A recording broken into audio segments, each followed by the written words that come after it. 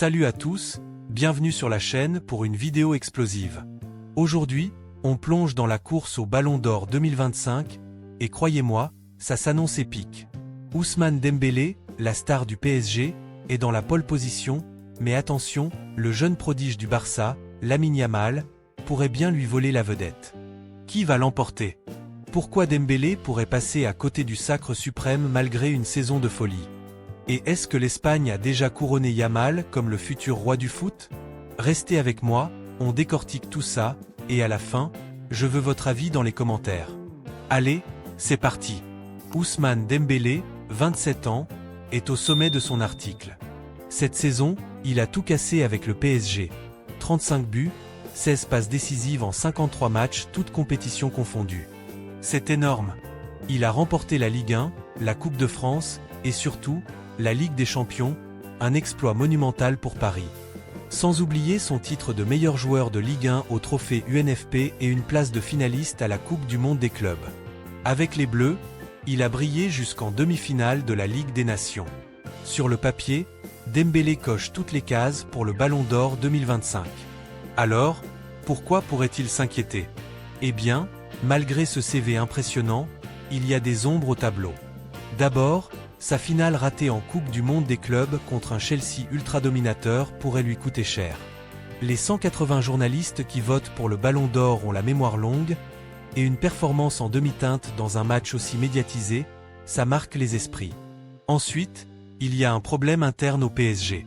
Avec 9 joueurs parisiens nommés pour le Ballon d'Or, les voix risquent de se disperser. Des stars comme Vitinha ou Hakimi, qui ont aussi brillé, pourraient grappiller des points précieux. La Gazzetta dello Sport l'a bien résumé, l'abondance de Parisiens pourrait être contre-productive pour Dembélé. Et puis, il y a un adversaire de taille, un certain Lamine Yamal.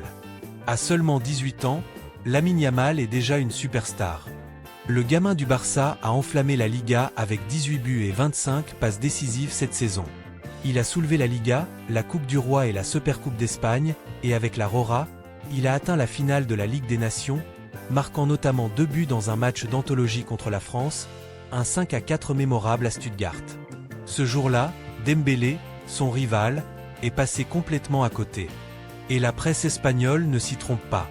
Pour Sport, Yamal, c'est le footballeur du moment, le meilleur d'aujourd'hui et probablement des prochaines années.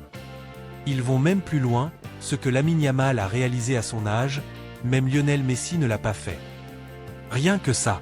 À 18 ans, il porte le Barça sur ses épaules, avec des dribbles diaboliques, une vision de jeu incroyable et une aura qui fait lever les foules.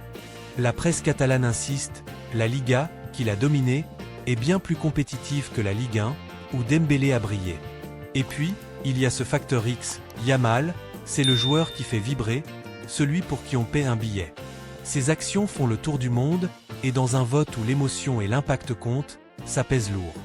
Mais attention, Yamal a ses faiblesses. Avec seulement 18 buts contre 35 pour Dembélé et 3 titres contre 4, ses stats sont moins clinquantes. Est-ce que ça suffira pour convaincre les journalistes? Alors, qui mérite le Ballon d'Or 2025?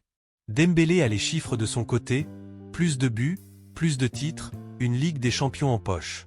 Il incarne la domination du PSG, et son style spectaculaire, son sourire, son absence de polémique en font un candidat parfait.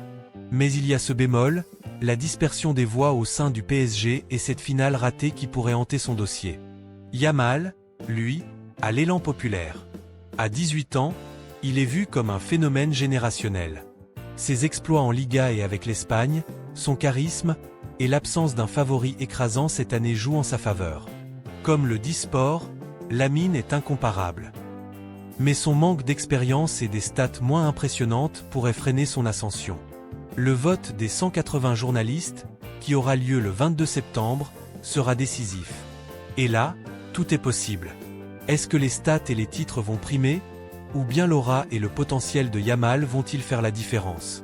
Pour comprendre qui va l'emporter, il faut regarder les critères du Ballon d'Or.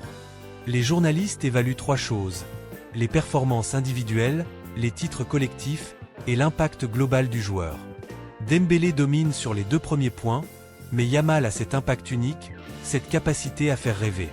Et puis, il y a la géopolitique du foot. L'Espagne pousse fort pour Yamal, avec une campagne médiatique impressionnante.